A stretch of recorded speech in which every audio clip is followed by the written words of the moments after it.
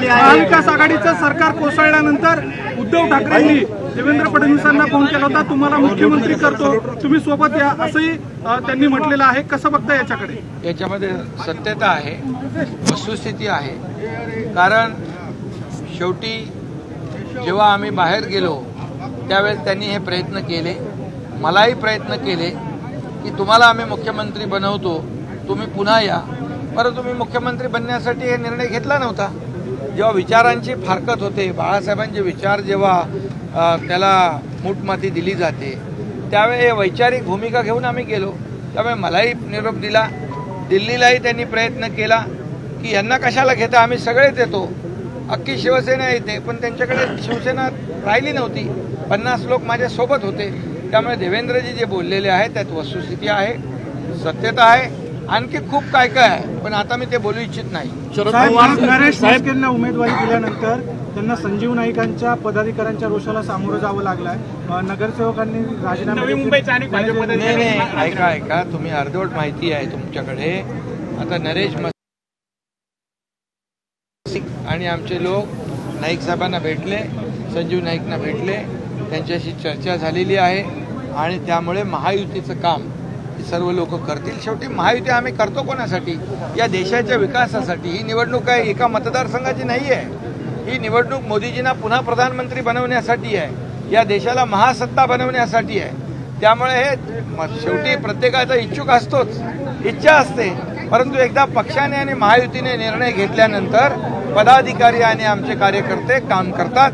हे आजवरचा आमचा अनुभव.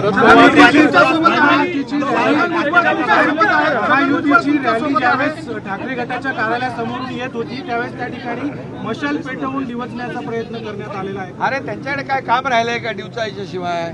शिव्या शाप आणि दिवसणे एवढंच काम आहे. टोमण्याशिवाय काम आहे का काय? अरे ते आम्ही काम करतोय, आम्ही काम करणारे लोक आहेत. आम्ही त्यांच्या टोमण्या बिमण्यावर लक्ष देत नाही. तुम्हाला एकच सांगतो, त्यांना आता काम उरलेलं नाही. आता या निवडणुकीनंतर तर काहीच उरणार नाही.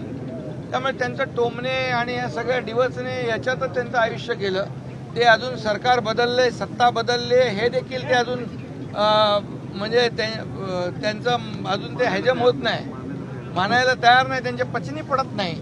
त्यामुळे त्याला काय करणार आम्ही? शरद पवार साहेब असं म्हटले, शरद पवार असं म्हटले, या निमित्तानं तुम्हाला मिळणार आहे. जे आतापर्यंत विरोधात होते ते आता तुमच्या सोबत आहेत. नाशिकची निवडणूक किती सोपी वाटते? दिंडोरीची निवडणूक किती सोपी वाटते? कोणी विरोधात असं तुम्ही म्हणू नका. आम्ही मंत्रिमंडळातले माझे ते सहकारी आहेत आणि जोपर्यंत तिकीट वाटप होत नाही तोपर्यंत इच्छा असते कार्यकर्त्यांची इच्छा असते, भावना असते. परंतु एकदा महायुतीने निर्णय घेतल्यानंतर आम्ही एक आहोत, एक दिलाने काम करणार. आमच्याकडे एका मतदारसंघात 2-2 उमेदवार महाविकास आघाडीसारखे उभे राहणार नाही. गळ्यात गळे आणि तंगड्यात तंगड्या घालून ते पडणार आहेत. त्यामुळे त्याच्यावर मला काय बोलायचं नाही.